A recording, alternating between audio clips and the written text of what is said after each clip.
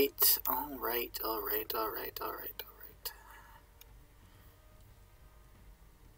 Welcome to project stream number 5. If I'm not counting wrong, this is number 5. I'm Grimm's Lawyer, and today we're going to continue adapting these Northumbrian Rune Poems from Modern English free verse to Old English alliterative verse. And the page that I'm turned to is a particularly good one for demonstrating how not lining up these two poetic forms are. But it's gonna work out, I think, at the end of the day. Here we've got 10 free verse lines, and that's equaling to 1, 2, 3, 4, 5 alliterative verse lines. And that's kind of how we're averaging out. For the really perfect ones, it's 10 to 5. 1, 2, 3, 4, 5, yeah, for these 10. So, where we last left off, I believe I was on this rune poem here. I might be mistaken, though, but I'm pretty sure this is where we left off. And I was struggling with some stuff over here. I think I worked it out. I used the verb forwerdan for to be undone or to break apart. I said it bends but is not undone, forwerdan. And then that gives me W alliteration so that I could use wurtum here for roots. Ece an wurtum standeth, ever stands in its roots. Heavy liche yedeopath unhrandaga. So I had to figure out a way to say deep in the depths of the reindeer sea. And what I ended up saying was it deepens heavily or deeply in the reindeer sea. And I needed H alliteration, so I used heavy liche to alliterate without H and hrandaga, the reindeer sea.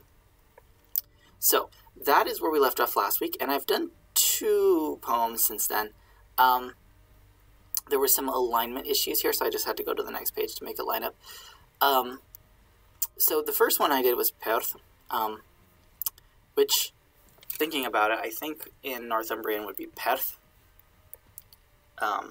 instead of Perth. That's supposed to not be giving me notifications. Oh, thanks for telling me that I am on Twitch. That's good. I sure hope so. Okay. It should be muted. Thank you. Yeah. Be Perth in Northumbrian. Anyways, where I was, so I did this poem, and I will discuss how I adapted it. But first, I'll read it in modern English. So, a simple amusement that brings such joy between two friends, and the young and old, whether by chance or by cunning wit, a victory and a loss, both are ensured, but what smiles it brings throughout the mead hall. So, I wanted to open up the rune poems, the original rune poems, the ancient ones, real quick. Just take a look at the Old English, and, yeah, it's the only one that has this poem in the Old English, because Perth does not exist in Younger Futhark. So, they just use, Berg, the cognate Berg. So, I don't know if this is still visible with the way I've cut it up. Oh, no, it's okay. It's just tiny. So, Perth is over here. Besimbla playa. And hlehderulankum. Tharwian sitathon bersa la blida at samna. So it's about sort of joy and celebration. Scholars are still not quite sure what Perth means. It's not really tested anywhere else. It may or may not mean something to do with pear wood. Some people think it's like a game box or something like that, like a chess set, that type of thing, made of pear wood, hence the name. But it's uncertain. We just have no way of knowing. But given the rune poem, we can at least connect it with some kind of fun that's happening. Laughter, playing in the beer hall. And so that's sort of what's being played on here is joy through the mead hall. So Um, how did I adapt it? So I started with Billuit Lust. Billuit means simple, uncomplicated, and Lust is just pleasure, enjoyment. And Billuit gives me a nice 2 short syllables in a row, plus it starts with B, so then I have blisse here for joy. This welche blisse inladeth, that such joy brings in, leads in, betwixt tuam yegenjum. I guess that would be yegenjum. In Northumbrian, would this still, I think it would still palatalize just because it's from an original J that used to appear. Betwixt tuam yegenjum. Yegenjums are actually like, yegenja is the noun here, and then it's, sorry, I have buzzword teller open too.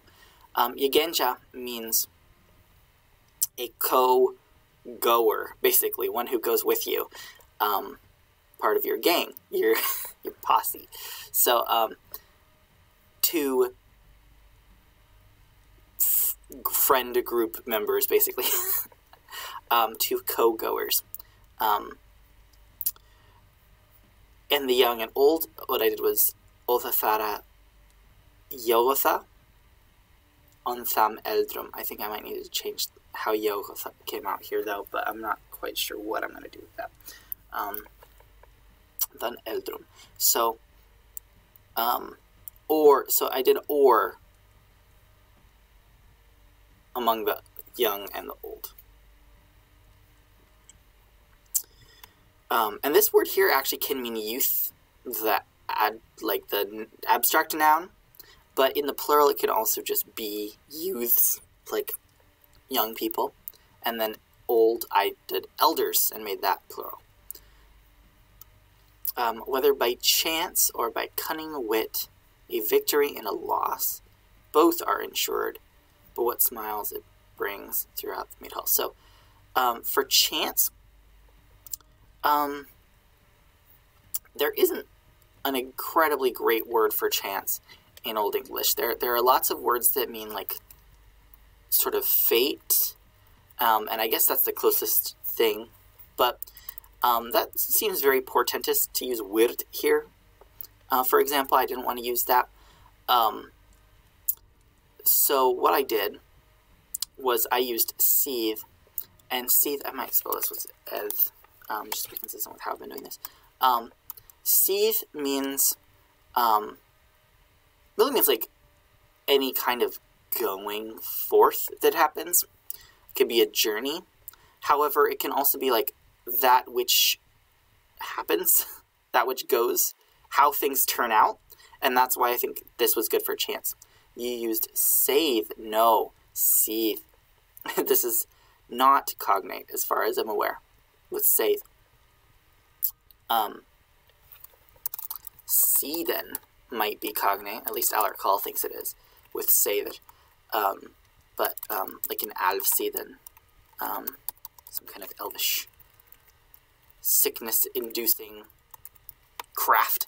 But no, seethe just means like that which happens, journey. Also, hello, North Sea Pilot. Yeah, so that which occurs. So that's what I did for chance. Whether by that which occurs, the chance, yeah, orthanka. Orthank means sort of like a skillful craft or cunning wit. Actually pretty close to the meaning there with orthank. And I use seethe also because it alliterates with sigor, which is victory. Sigor and folor. Victory and a loss. So these 3 lines are actually one alliterative line. These first 2, whoa, not what I wanted to happen. These first 2 are Huadaria Sida Ye Orthanka is the first half line, and then Sigor and Folor is the second half line. I think I might need to put more space there then. But yeah, when it's just 5 indented, that means it's part of the same half line. When it's 10 indented, it's the second, so I think I need 5 more. So that's the next half line. I think I forgot to do that over here too. Oh wait, no, this is part of this. This is the second half line here. There we go. All right, then both are insured. Beira ye wis akthor beon brothers halla. So what I did here both are sure, is what I did. Yewis means like it's certain, it's known. Both are sure to happen, is implied there, I guess.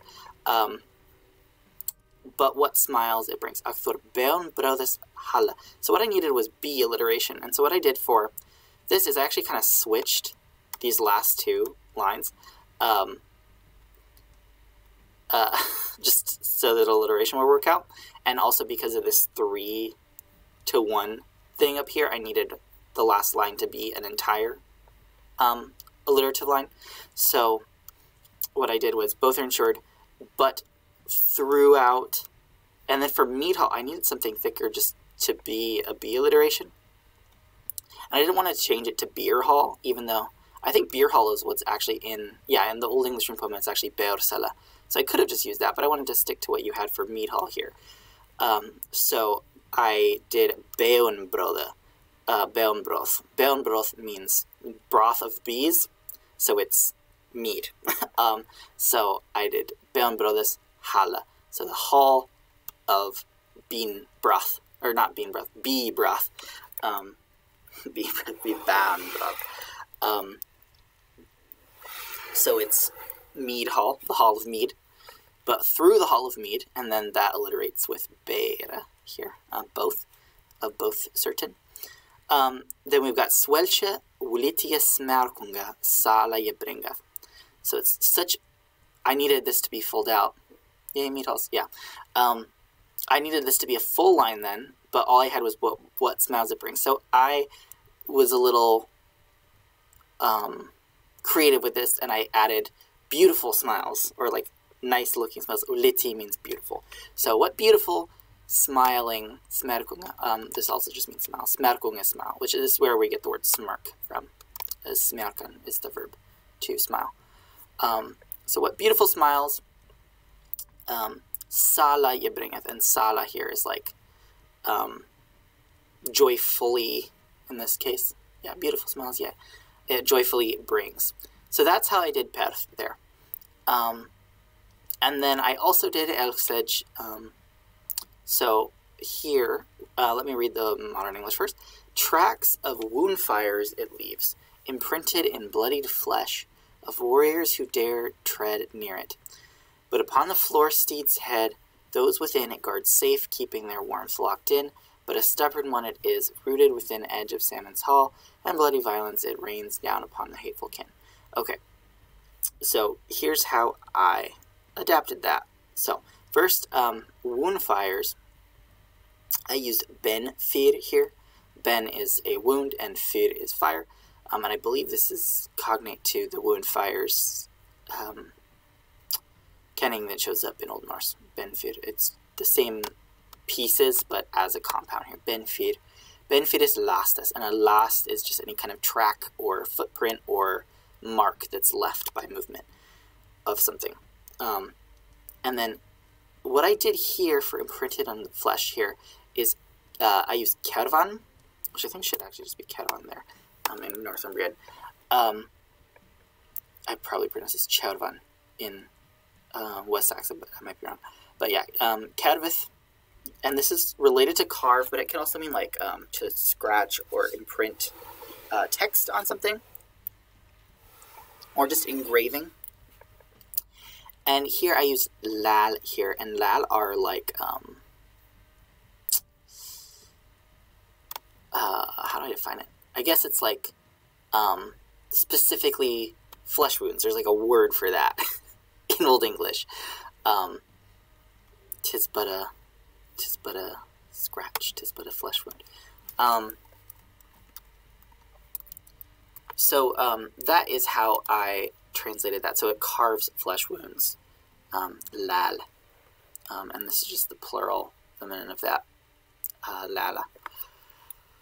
Of warriors who dare tread near it, but upon the floor steed's head, those within it guard safe. Okay, so I struggled quite a bit with this, and I changed this around quite a lot, this part, because this looks like I could probably stretch this one to be a full line, but then I couldn't stretch this one to be a full line, and it was really messing up the alignment So I really wanted to make these two work as one alliterative line. So they're kind of thick lines, but they are metrically, I think it works metrically. I had to get rid of the dared part. I did that by making it subjunctive, like sort of hypothetical a bit. So like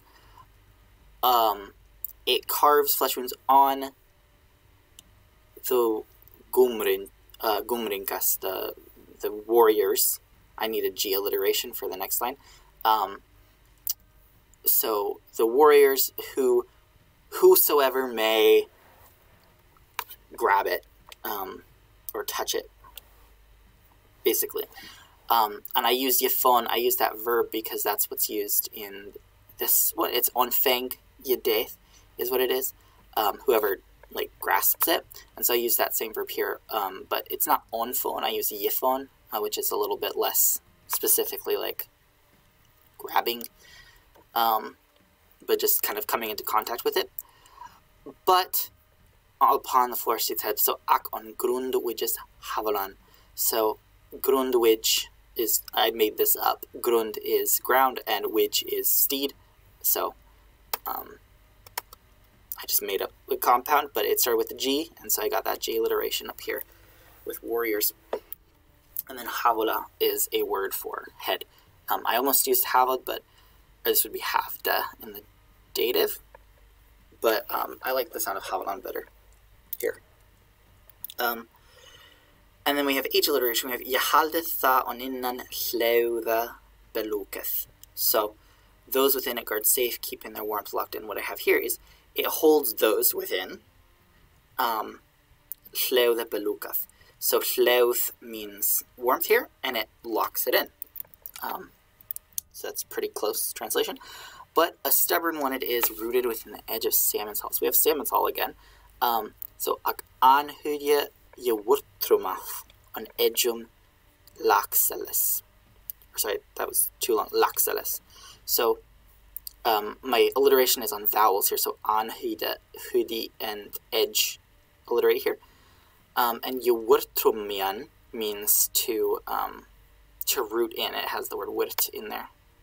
And wurttrum is often used for roots because they're like trum. They're something that's firm that you can trust in. So it's stubborn on hudi, on the edge of the salmon's hall, the river. And then we have in bloody violence rates on hreoseth need uraku. Need uraku is one of many words for violence that you have in Old English. But that implies like extreme violence, like it's like great distress. And then we have hreozan, which is our verb here. Hreozan means to, it just means to fall, really, to fall or to fall down. But it could also mean to drip. Especially in this context, it could also sort of imply the blood there. And then we have down upon the hateful kin on it. Yenithlena kin. I needed an alliteration, so I used Yenithla, which is used a bunch in Beowulf, actually, for Grendel and Grendel's mother. Yenithla is like sort of the hateful enemy. So that's how I adapted this poem. So I think we can go on to the next one.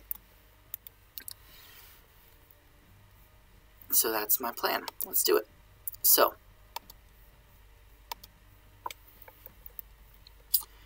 the next one is Seal/Sunna. So Narsi poet said that they had not decided upon which name to go with yet, and I'm also not going to decide yet what I think would be better. Oh my gosh, what if we went super weird, went sol? Sol is attested in Old English for sun. Anyways, that'll be funny. So,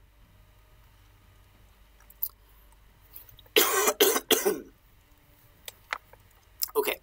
Past the western shore, she makes her descent, this jewel of the storm hall, that in day guides the elk of the sea across the yawning whale road. But for those on the final journey, victims of the life robbery, she will blaze eternally the fire of the sky within the splendid hall of the mountain. Okay.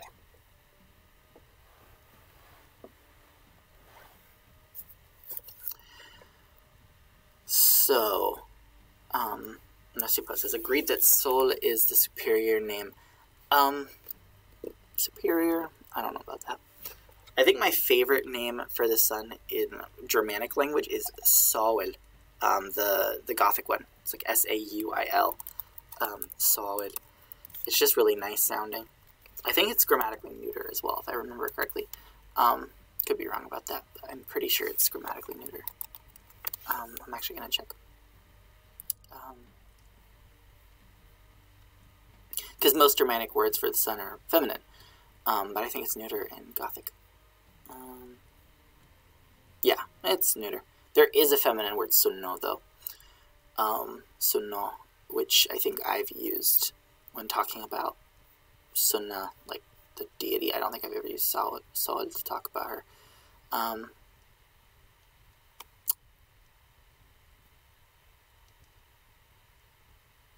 Yeah. I also think the Sunno is more common than Solid, but it does sound really nice. I just love how Gothic sounds in general. Okay. Past the western shores. Okay, so I want to make these two both go together. I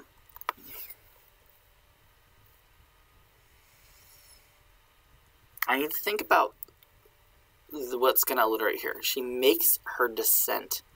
That could just be a verb, like underhnian or something. I could just say underhnieth. She descends, she goes down. Or agrundeth, or ofstieth, or I could use go. I could go like neither ganga yawat or something. But the thing is, I need to think about what's going to alliterate in the first half. So western shores, I'm thinking just like westendas, like the western ends, westendas, because westenda is actually attested. So I could say like over a verby verb, a verb that verbs, a verbiest verb free verb for the sake of verbing or something. Yeah. I was thinking like over westendas, but then I need W alliteration. If I do this, I'm stuck with W, and I can't think of any verbs for descend that start with W. Because I have lots of others. I have no clue what I'm talking about because linguistics is my strong suit. That's so fair. That's very fair. No, everything you said is true, though. It's called zero derivation in linguistics. When you verb nouns and noun verbs, it's called zero derivation. When you're deriving one part of speech from another with no added anything. That's why it's zero. You're not adding any kind of prefix or suffix to make it into the other part of speech. Okay, where was I?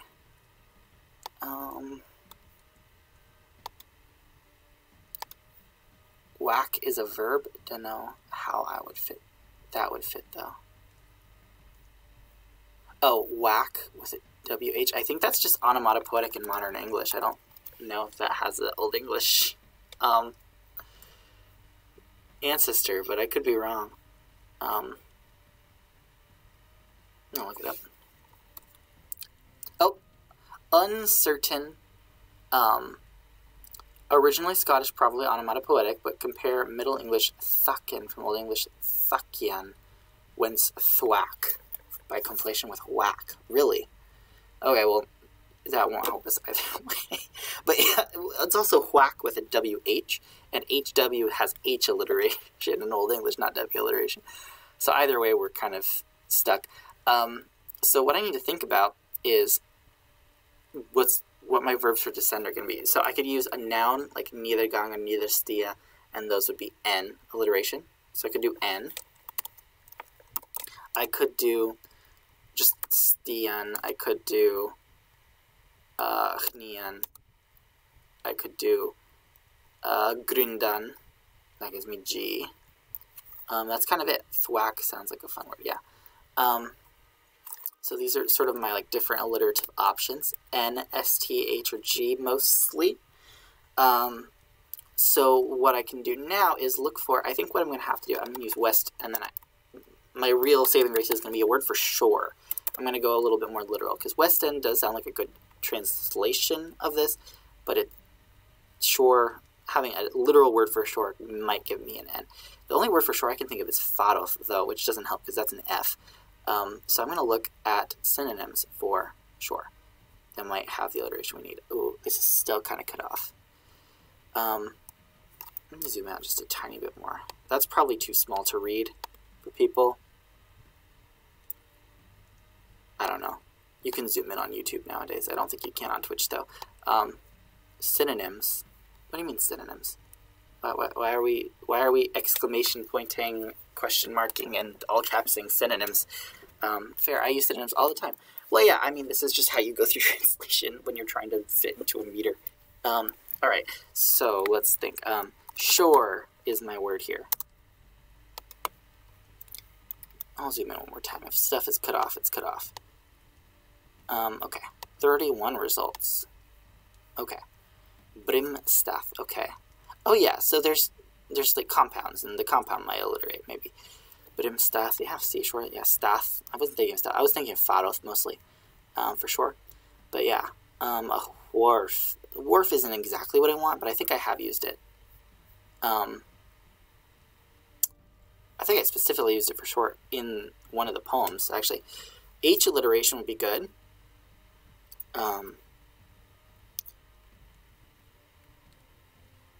Because I could use undernian.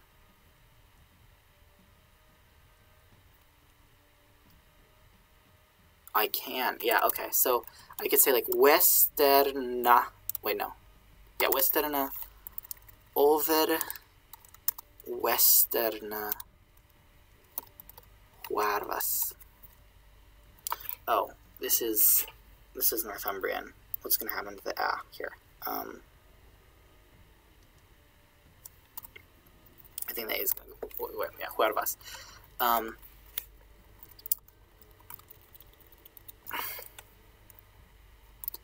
Hey, oh yeah. Whoops. Hey, this is not part of the alliteration. This is a pronoun. We're just going to skip over it. Heo under nieth. Oh, that's not heavy enough. I need more for this line. I need like another stress here. Underneath what? She descends. What? Oh. I guess I can translate more literally. I could make this a noun.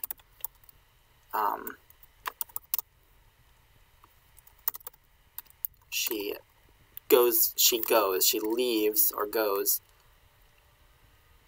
in descending. I could even make it like descendingly goes. Okay, that works. Underkniunge jewat. She descending departs. This jewel of the storm hall that in day guides the elk of the sea. Elk of the sea, I'm guessing, is another kenning for a boat.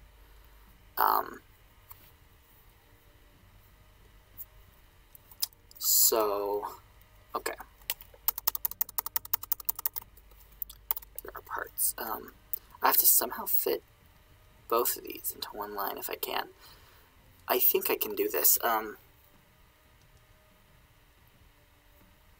Storm hall. So I have a few elements here. I have jewel. I have storm hall.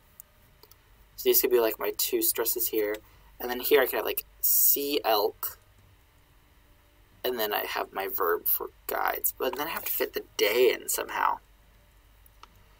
Unless I can kind of like push guides down into the next part. Guides across the sea. we'll see how it works out. Okay, so let's actually start with Storm Hall. I have a lot of options here.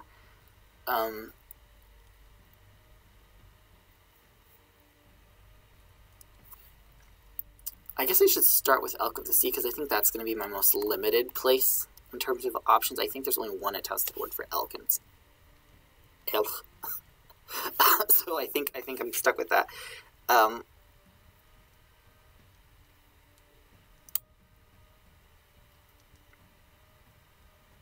But you know, my word for elk is not really what's going to decide it here. I think it's going to be my word for sea that decides at the end of the day, because it's elk of the sea, so it's like sea elk. So whatever my word for sea is, elk. There we go. So it's like I have like a bajillion options for sea. There's so many words for ocean in Old English. So really I can just kind of choose based on what word for gem I like the best. So there are a lot of different options. There's seal. Seal, which is the name of the rune. There's I could go like Madum Seal. A great jewel. I can go with like Erknanstan, which usually I think refers to like pearl or topaz. It's like a really shiny stone. And yes, this is where Arkenstone comes from in The Hobbit. There's Rat. I could go with Hirst for like treasure. I could just go with Yim. I don't want to use, as much as seal is fun, I don't want to use it if we use Sia as the name of the rune. I don't want to use the name of the rune in the poem. I think I might have broken that already, but I'm going to try to avoid that because I think it would be more fun to not do that. If we go with Sunna, though, then we can just seal that. But I don't know. I'll go with Yim. What word for ocean am I going to use? Actually,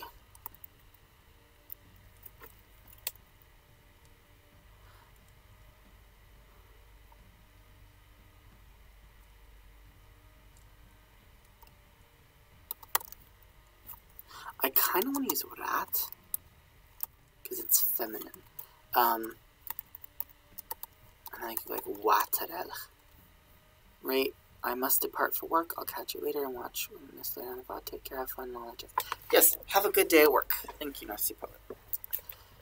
Waterel.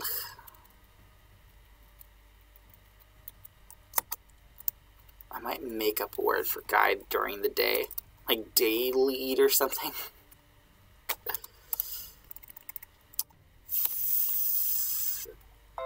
Oops, pressed the wrong button. Theos, rat.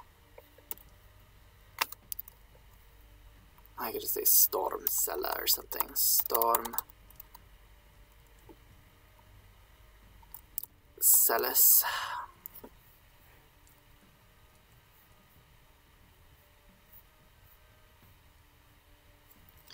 I want to just take a look at rat. I want to see what context it gets used in. Work of art, a jewel, an ornament. Yeah.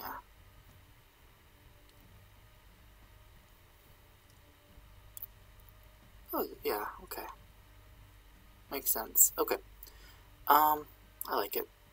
Just wanted to check if I really like this word. Yeah, those rat, storm, celeste, waterel. Guides during the day.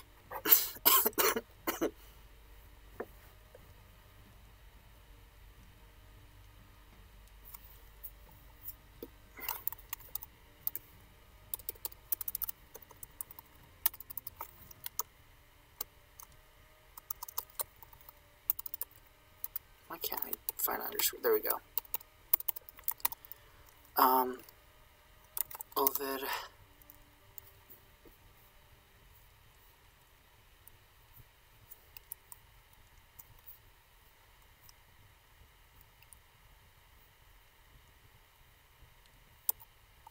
Från Arade.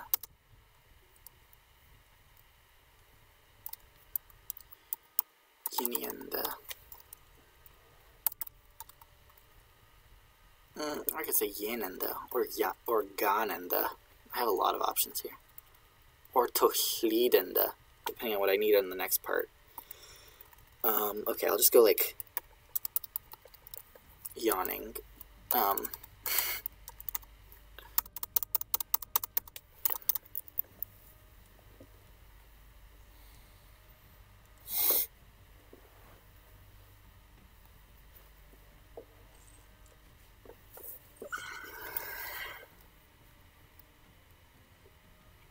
But for those on the final journey, victims of the light robbery.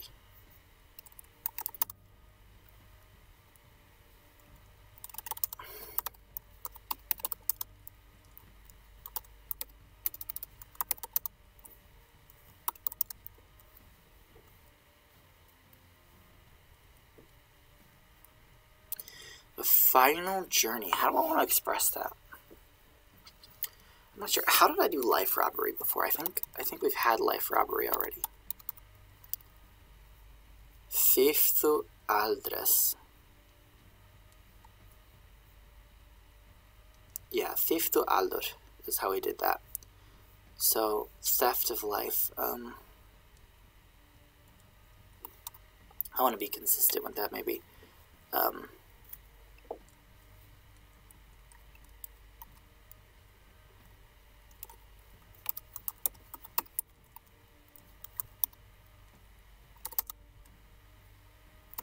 Victims. How do I want to do victims?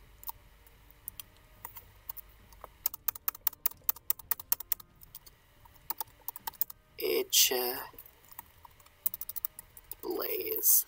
How do I want to do that? And I have alliteration already because I already have F, Aldor, Thifte, and Eche, so I don't even need to worry about alliteration for these. Fire of the Sky. Fire of the Sky.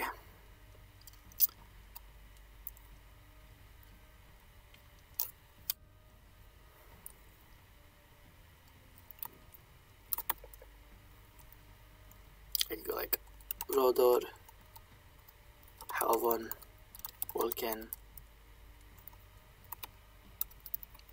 and then whatever word for fire I want. I kind of want a feminine word for fire if I can find one.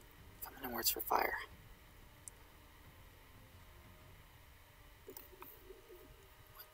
I'm just going to look up fire because I'm forgetting if there are even any that are feminine.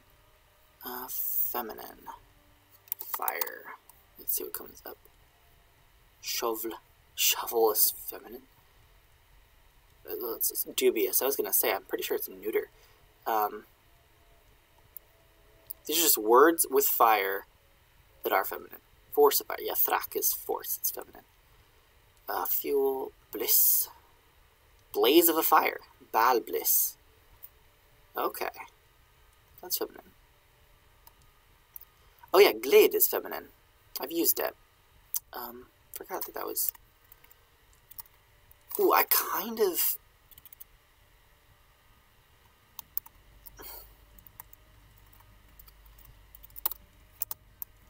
Okay, I want this separate, and I want...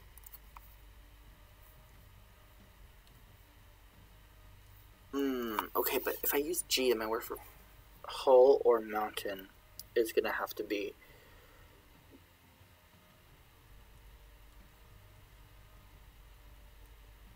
Start with a G. Or one of these. And the ones coming to my mind are like Berg, Ferien. So maybe I want B alliteration, in which case Bal and Bliss. I forget what gender Bal is, but Bal it by itself can mean fire. That would be better, Bal Bliss, than Bal Bliss. I don't know. I don't know how much I like the bliss part of this, but that's the part that's feminine, I believe.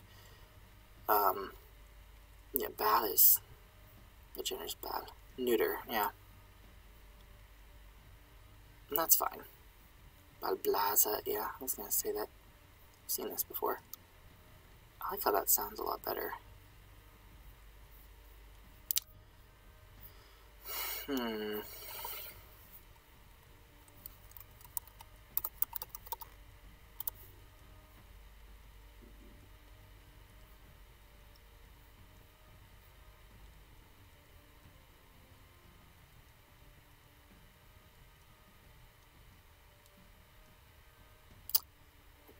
Blaza.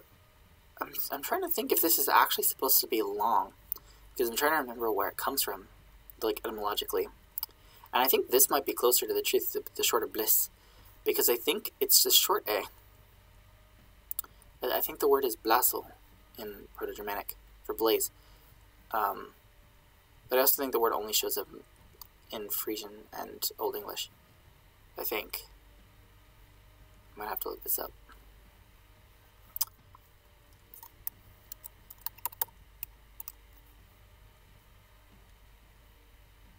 Blaza, yeah. Blaza, blaze.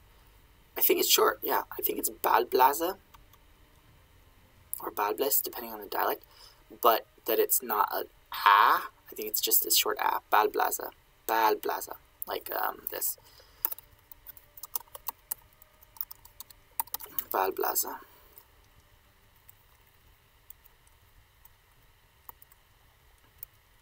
And I guess I could use whatever word for sky I want, because it's the B alliteration that I'm going to be using. I'm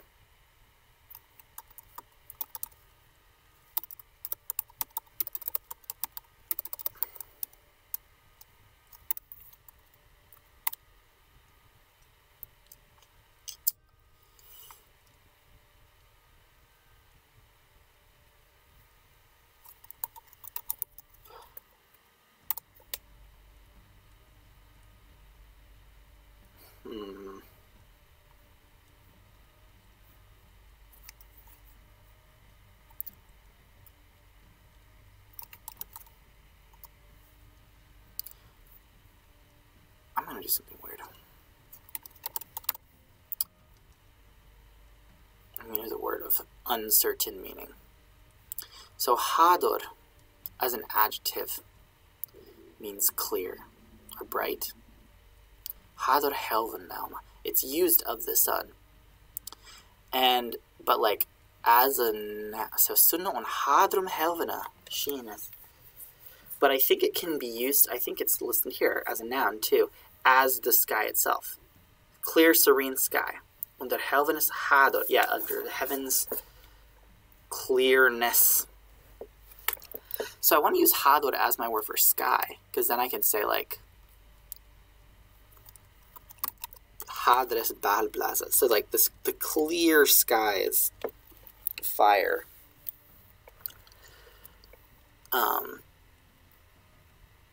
Because you see her when it's clear, not just any old day, because especially in like around the North Sea where we are, it can be overcast quite a bit. It would have been sunnier more of the time, I think, in the Old English period. They could still grow wine and stuff pretty easily in England, because the climate was much warmer there.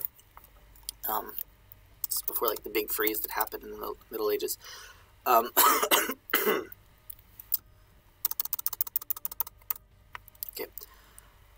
Hadres balblaza. Balblaza. Balblaza. Yeah. The splendid hall of the mountain. See, I was thinking Berg Sedel is actually an attested word for mountain dwelling. And also, I think this is one of the few examples of what should actually come out of, I think, what the Proto-Germanic word for, like, dwelling, Sethla, is. Because usually it either assimilates to, or, like, dissimilates and becomes Setl, where, like, becomes a T instead of a thorn, or it metathesizes and turns into a D. So you'll see setl and seld for this. But this, like, what you would expect is actually sel from this word, without any kind of metathesis or anything like that. And I think this is one of the few. Let me see if I can actually find that entry on Basvertaler. Bersedel. Yeah, it exists and then it went away. A mountain dwelling. Oh, Guthlach is where it is. Okay, Heongan Bersedel Boan. Again, to inhabit a mountain dwelling. Okay, but I want one for excellent or splendid. Ooh, and it has to go after the noun.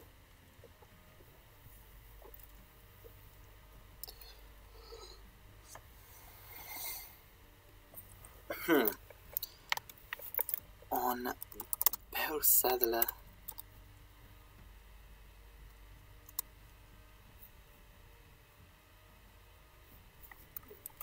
Have I translated splendid already? No.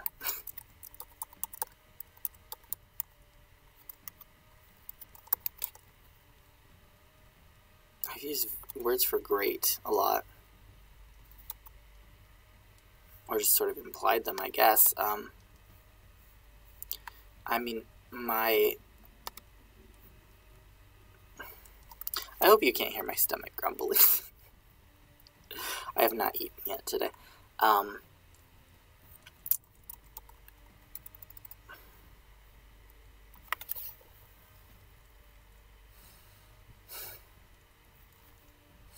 mean, I guess it doesn't matter what word for splendid I use because the alliteration is already taken care of. It feels weird to put the adjective after, but like it can happen in Old English sometimes. I'm gonna just search for some because my brain's not helping me be creative right now.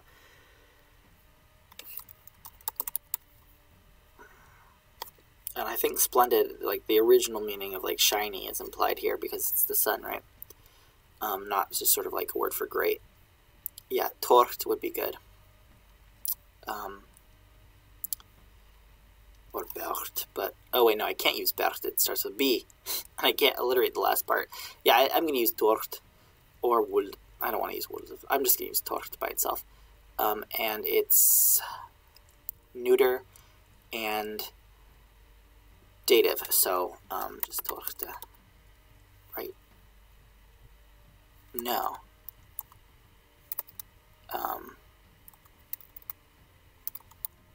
It's an adjective.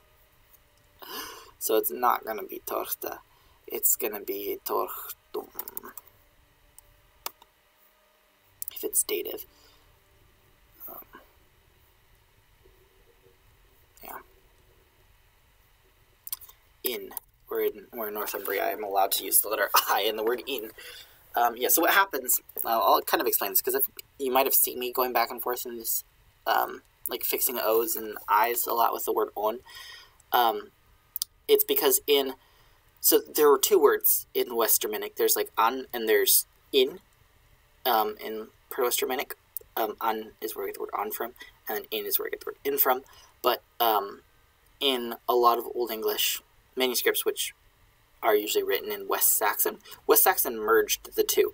Or not really merged the two, but just kind of favored one over the other for all cases. So you'll see on used for both on and in a lot of the time in West Saxon. Now the word in still exists, and you'll see it from time to time.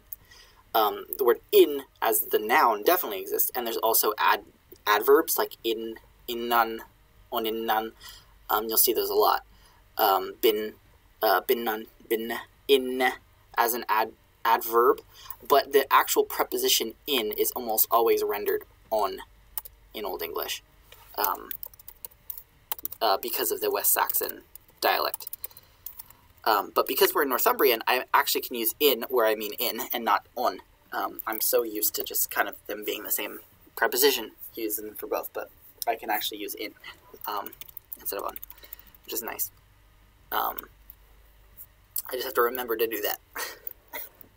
Alright, so these blanks are places where I was like, okay, I'll decide that later. Well, now it's later now, so I'm gonna decide. So I'm gonna figure out how to do guides in day guides. I need to figure out what word for yawning I'm gonna use based on what word for final journey I'm gonna do here. Victim and blaze. Well, I'm using blaze here, but like the noun. I could use burn, I guess, or shine. Have I used leaks on before already? I feel like I've used leaks. Yeah, used in the first one. Leaks exsuida. Yeah.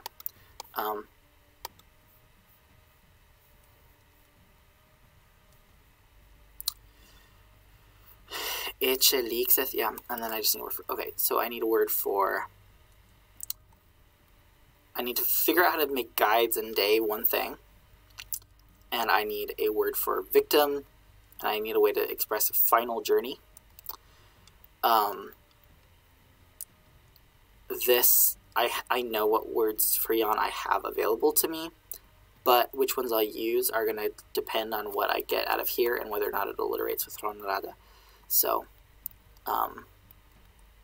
yeah, so I need to figure out final journey. Let's start with guides, though. So there are a lot of different ways to say guide, but I want to see if any of them involve day somehow, or imply it with some kind of way, like guide with light or something like that.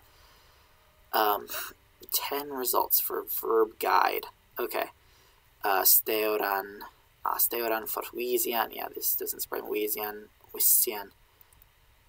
Show. Okay, Fabian. Fabian. Steorian. Richan. I would not use Richan for that. Ladan. I would lean towards Ladan personally. For like guide, lead. I've used Ladan a lot in this poem, actually. Louisiana is also good.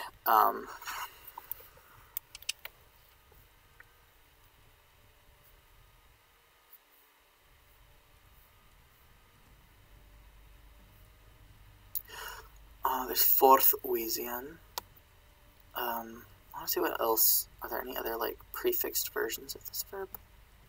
Yewiesian, Richtwiesian, Wissian. Fourth Wiesian isn't on here.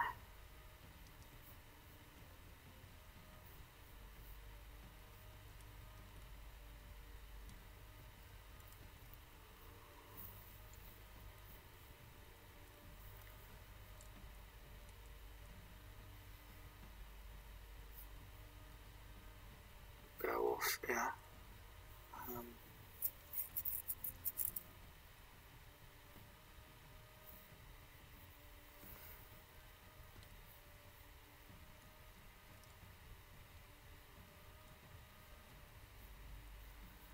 What's the line I have? Water elf. We might just have to sacrifice day.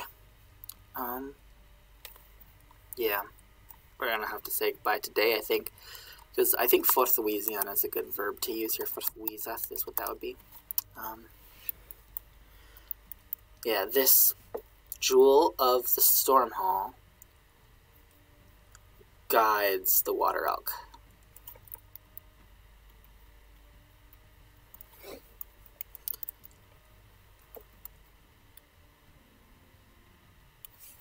I can't just say like die-weezeth, because that would be like day guides. That doesn't really make any sense. Unfortunately, as cool as that would be, I don't think it works.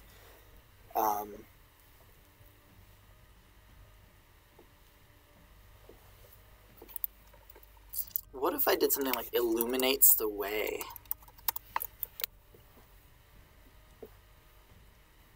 Make bright, brighten, illuminate.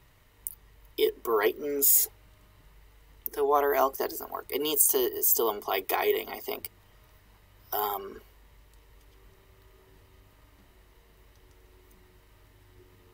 Shine upon, illuminate. The eternal sun cannot shine on it. You know, it's just shining on something, not guiding. Kindle and flame.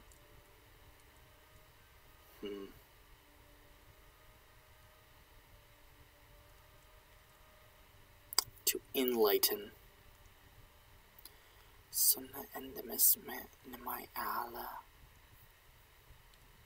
Jag var lichten innan och utan.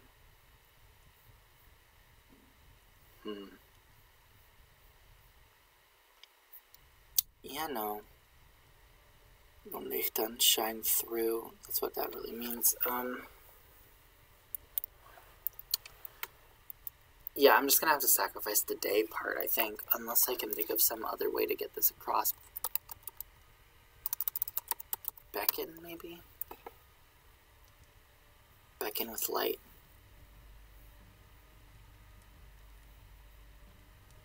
Betoken, beckon. No, none of that implies the light. See, verbs that come up when I search beacon, none. That doesn't make, yeah. That's not surprising. Day. 9. Dayan, to become day. To dawn. Yeah. A holiday. Make better, yeah. I think we have to sacrifice the in day part. I think given that it's the sun, that's kind of implied though, so like that's fine. I just hope Mercy Poet isn't too sad about losing that part.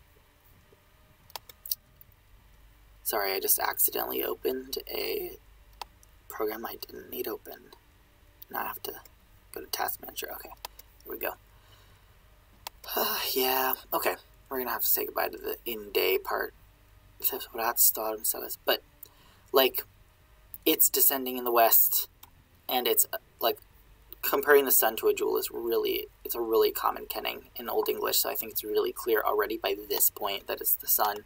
So, it guides the water elk. The day is implied, I think. Okay, so I need my word for those on the final journey.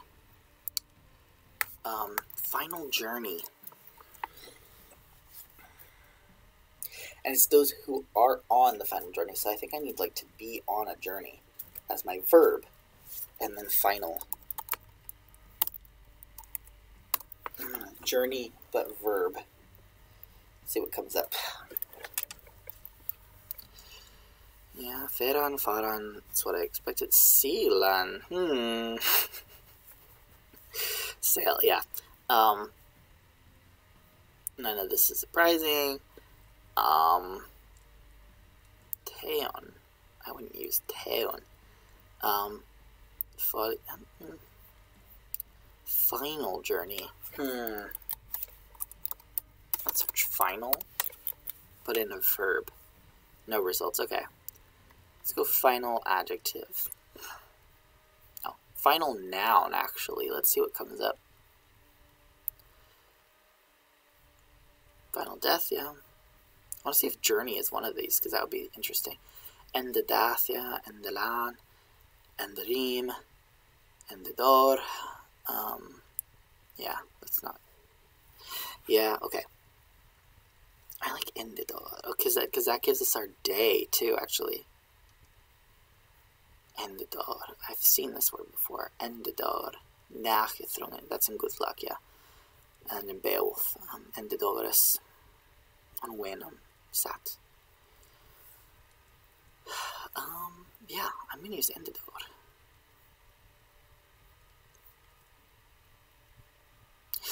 Ooh, but then my word for yawn. Okay, so the words for yawn I have coming up are either G alliteration or H alliteration. Those are sort of my two options. I have, like, yenan, yinian, ranian for yawn, and then I have tochlidan, which can also mean yawn. Especially in the sense of, like, a yawning ocean. But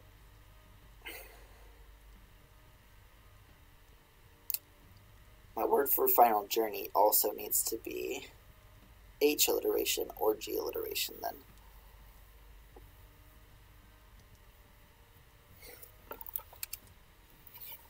I forgot that bit, so maybe I can't use endedor or endedai.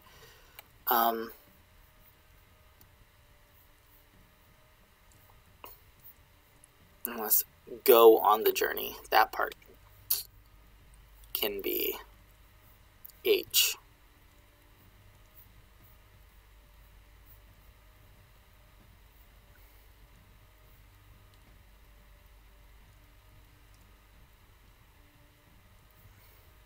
Ac fortham the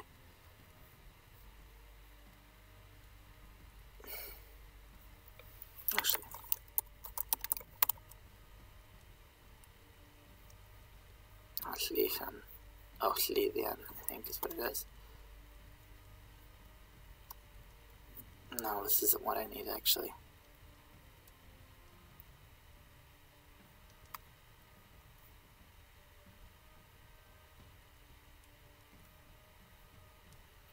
I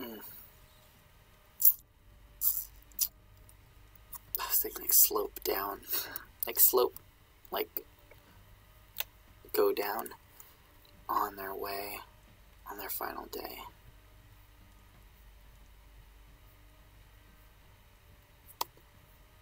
Llewan.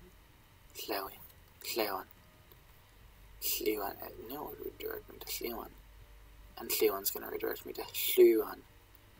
And Llewan's going to redirect me to Llewan. Okay, that's really annoying. Llethran? That's weird.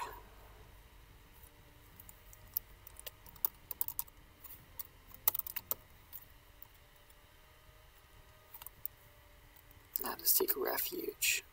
Shelter. I could have sworn it was a verb Llewian. Or Llyddian, I mean. It means to slope.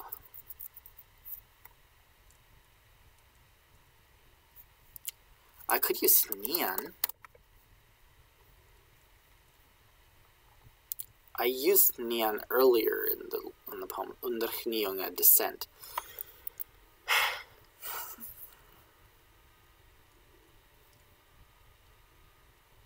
Go lower. Go down. That's what I was using for go down. Hnian means to bend, descend, decline, sink. I might reuse it though. Because it's like the sun is going down and it's like they're going down now. Thamthe hniath on endedogr. Endedogre.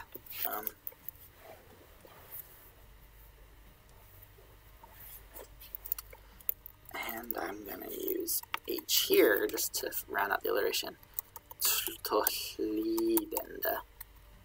Whoa. Yeah, overrun rada tohlidende. Akforthamte niath on endedogre. This is really thick, but it works. Endedogre.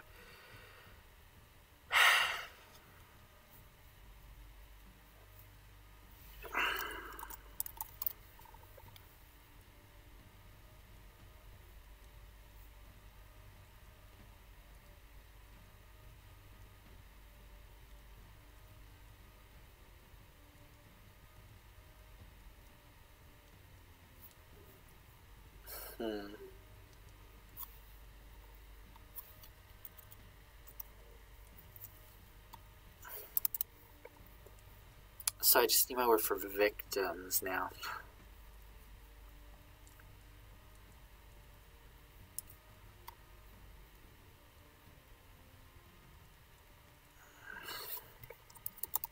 What word for victim do I want to use? And did I say it? Yeah, it doesn't matter, alliteration-wise. Oh, it did the thing.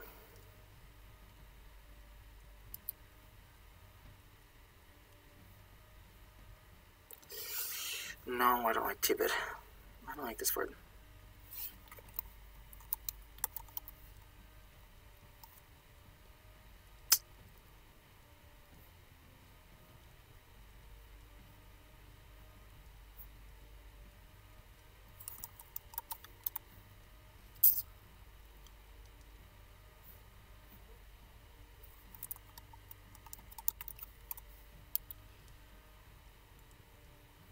I'm trying to think of what I can use otherwise to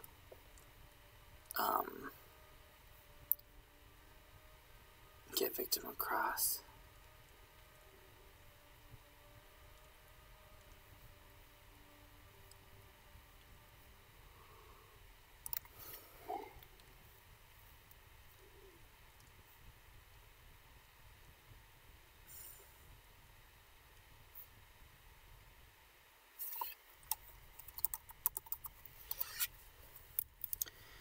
one thing I could do is I could search. I think the reason this is coming up, sacrifice victim, is because victim originally just meant the animal you sacrifice. Like victima is Latin for a sacrificial animal. But I think I need something more generic, like person who's hurt by something.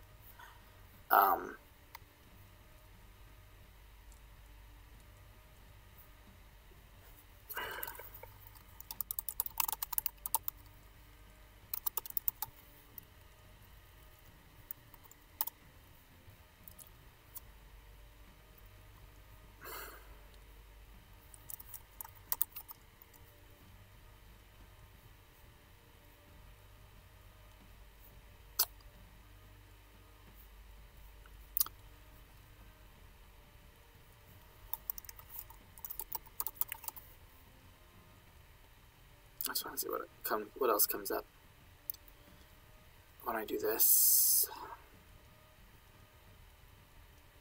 Okay, that's not surprising. Okay. What if I do Ostia?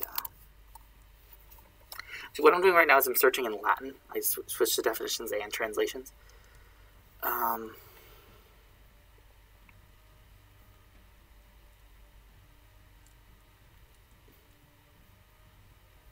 Deadly foe. Yeah, I used to need it on the last one. I need to put a space and then enter. There we go. Gavel, yeah, typer evil. Yeah, okay, that's not working.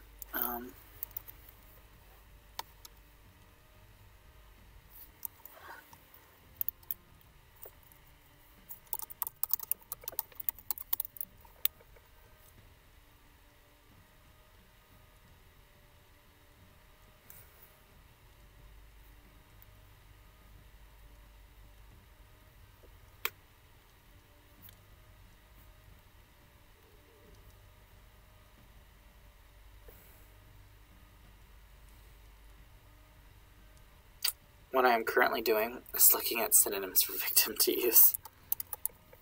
No.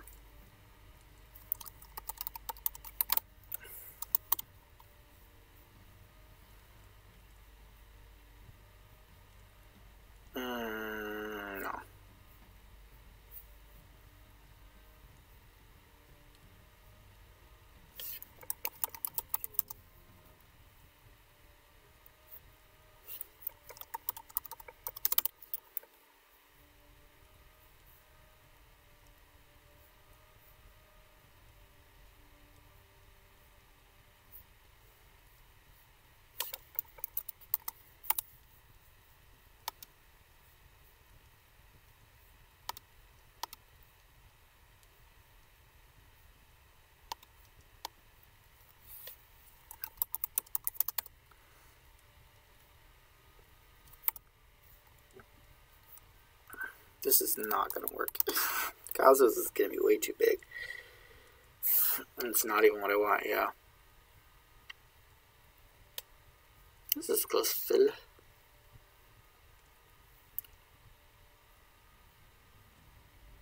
Dras. Yeah, dras. I need, like, the person version of this. Like, not Ashire, but, like, Filla. Or something. Filla. The person who does it.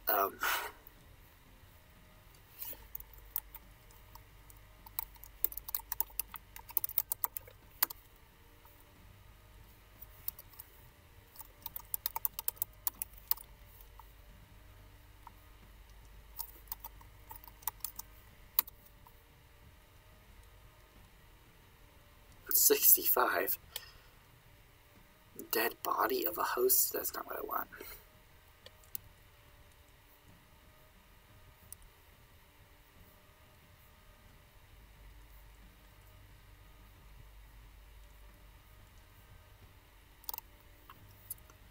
The dead people. That's what I need.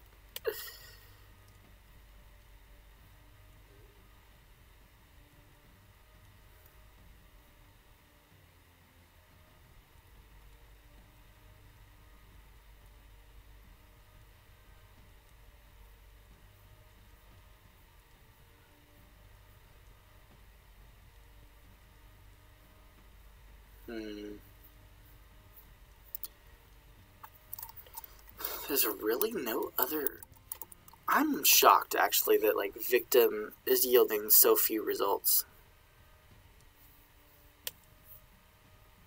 And it's so limited to, like, the sacrificial context. Because that does make sense to me, that the sacrificial context would come up, but, like, there's a lot of death in Old English poetry. And the fact that the word victim isn't used in any translation for any of these is really interesting.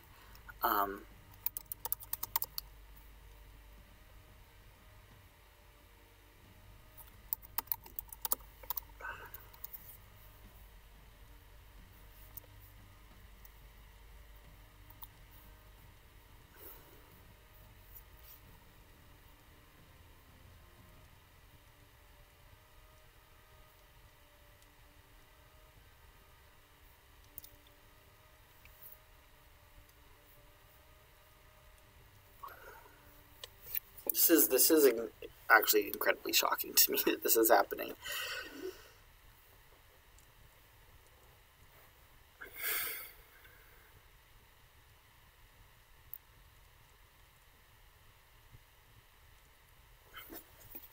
The victims of life robbery.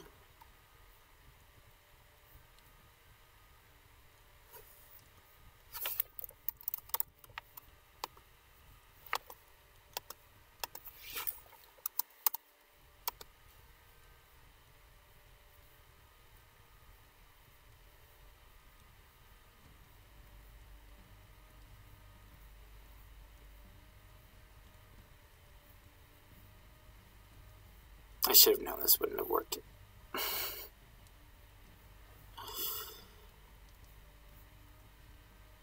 This is the specialized meaning of mark that was not going to yield anything. Maybe target?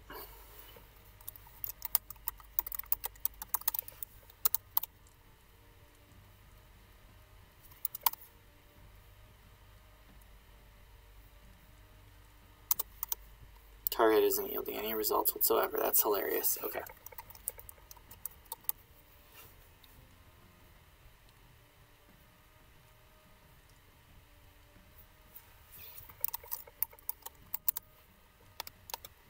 Let's try it in Latin.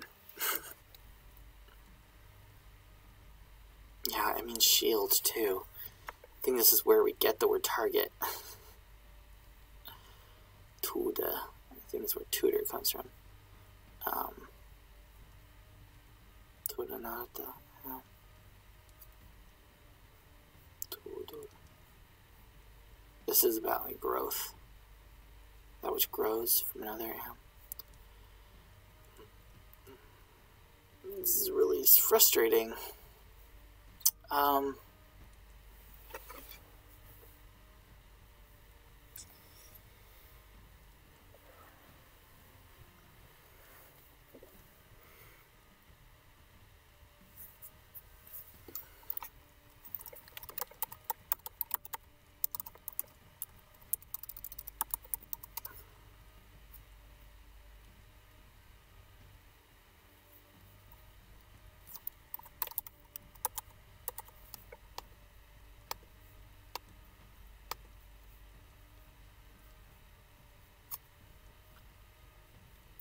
Yeah, throw it at.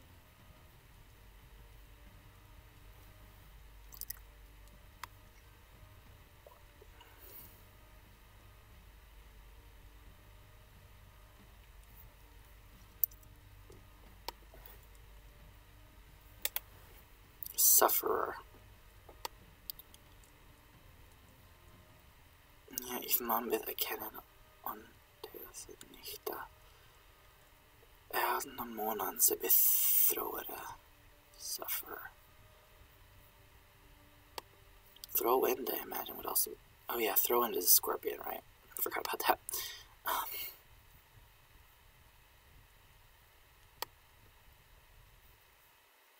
But also Mario. Throw it a...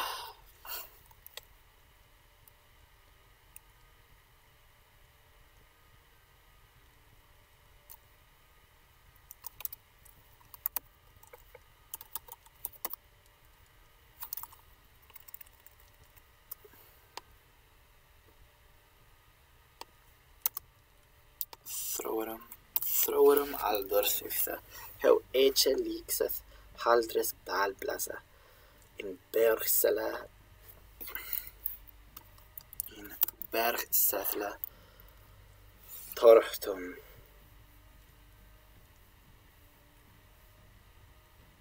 Okay. That was a challenge. Okay.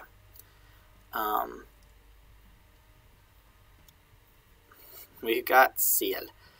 That was a challenging one. Okay. Tir. Okay.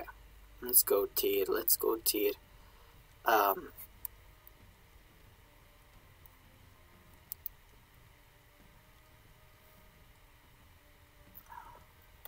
The night sky's noble guiding light in the north, with whom sailors keep faith.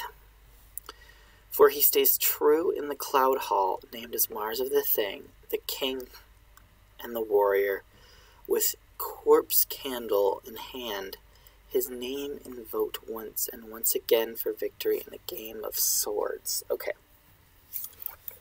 This is exciting. I like this one. So,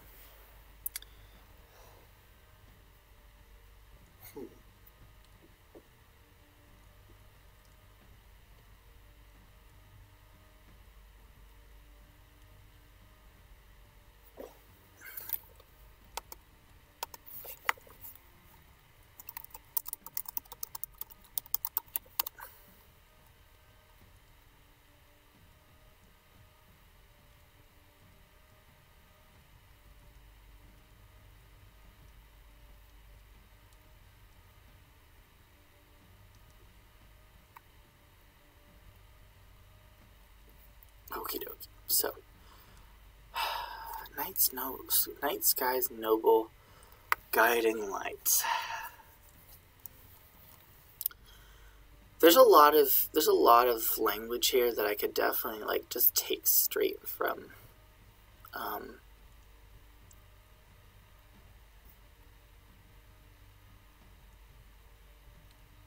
the Tyr poem in Old English, with Takna som held trua well with Adalingas abeth on faralde over michta Jennipo Navra Sweeketh. Alright.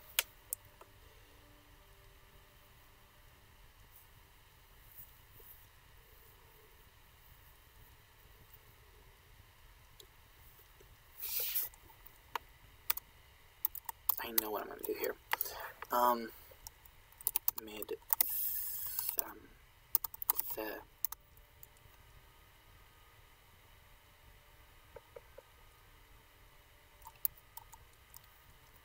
Trewa Haldath.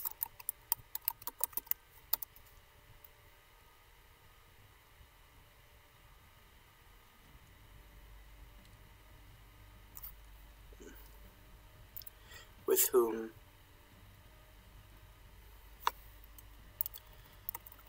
sailors. This is gonna be too thick. Trua.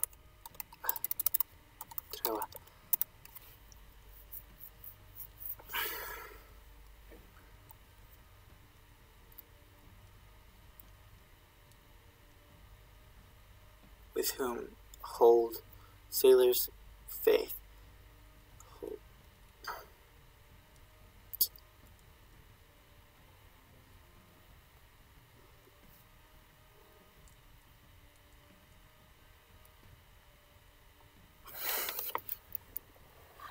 This one might need to be its own line. Oh no.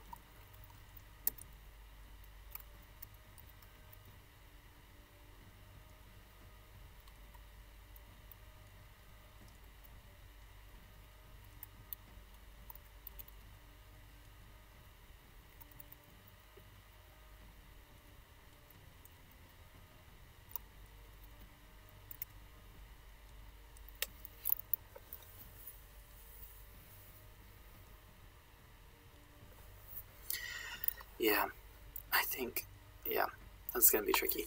Guiding light in the north.